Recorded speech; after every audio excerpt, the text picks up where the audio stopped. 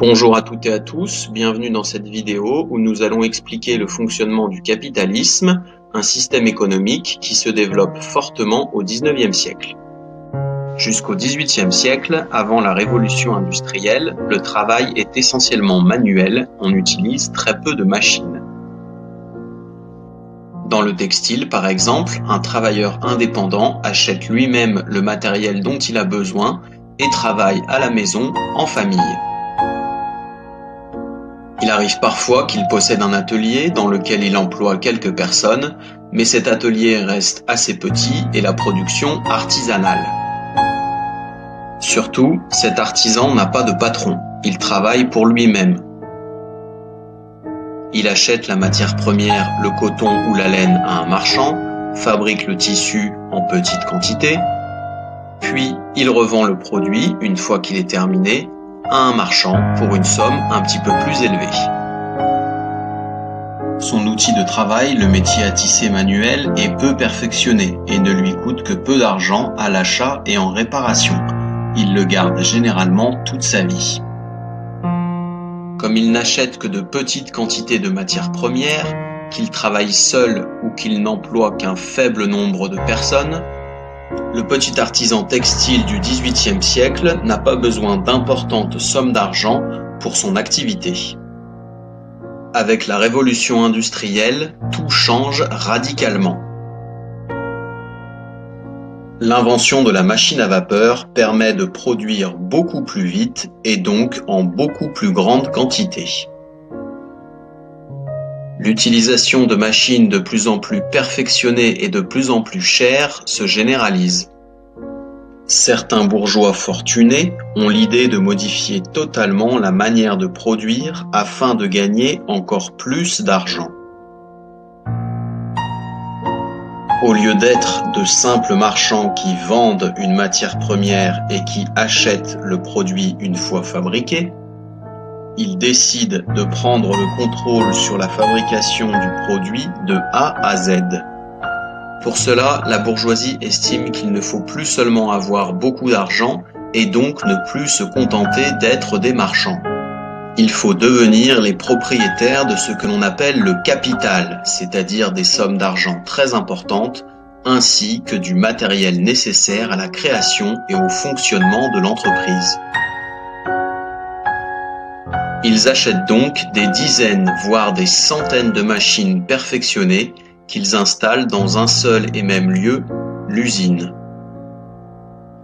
Ils emploient également des dizaines et des dizaines d'ouvriers qui auront pour mission de faire fonctionner les machines. Il faut également acheter des stocks monumentaux de coton ou de laine afin de produire d'importantes quantités de tissus. Ce nouveau fonctionnement nécessite des sommes d'argent prodigieuses et la fortune d'une seule personne ne suffit plus. Mais alors comment trouver tout cet argent? Comment réunir ce fameux capital qui permettra de construire des usines gigantesques? La première possibilité serait évidemment d'emprunter de l'argent à une banque.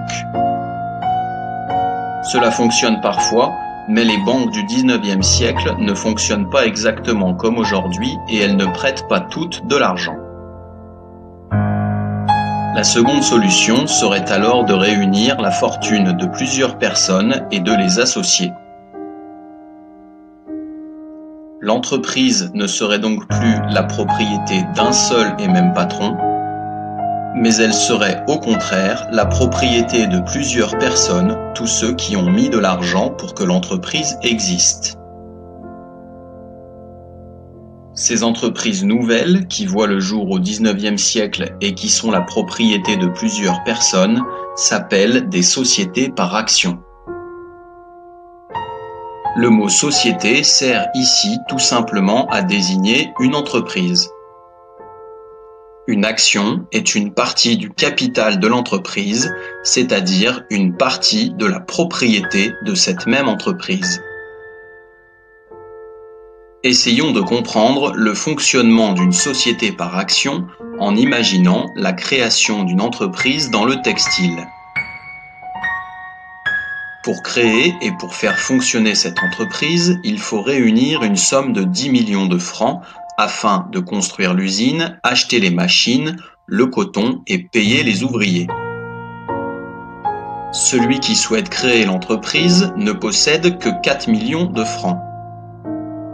Il va donc rechercher d'autres riches bourgeois qui mettront les 6 millions restants et qui deviendront également propriétaires de l'entreprise. Pour attirer un maximum de personnes et donc réunir des sommes très importantes, le prix d'une action sera relativement faible. Le capital de l'entreprise, c'est-à-dire la propriété de l'entreprise, va être divisé en plusieurs milliers d'actions appartenant à plusieurs personnes. Ceux qui souhaitent devenir propriétaires de l'entreprise achètent un nombre plus ou moins important d'actions. Ces actions se vendent et s'achètent à la bourse. Plus une entreprise fonctionne bien, plus il y aura de personnes qui voudront ces actions et plus elles se revendront cher. L'achat et la vente d'actions des entreprises à la bourse devient un véritable jeu pour faire fortune. Mais ce jeu comporte des risques, car si l'entreprise fonctionne mal, le prix de l'action diminue et on perd alors de l'argent. Afin de pouvoir faire fortune rapidement et facilement, de plus en plus de bourgeois achètent les actions des entreprises qui fonctionnent bien au XIXe siècle. Des entreprises qui fabriquent du textile, des mines de charbon, des entreprises spécialisées dans le transport ferroviaire, ou bien encore celles qui fabriquent des métaux en tout genre. Afin de pouvoir développer facilement ce système capitaliste et les sociétés par action, les propriétaires des entreprises réclament la liberté totale dans la manière dont ils gèrent leur société. Ils sont des libéralistes. Ils veulent que les lois sur la sécurité au travail, les lois sur les salaires des ouvriers, les lois sur la durée du temps de travail, ou bien encore sur le travail des enfants ne gênent pas trop leurs affaires. Ils espèrent réaliser un maximum de bénéfices.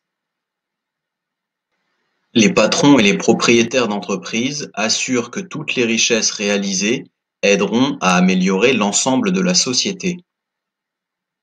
En réalité, au XIXe siècle, les ouvriers travaillent dans des conditions très difficiles et leurs faibles salaires ne leur permettent pas de vivre dans des conditions et des logements décents.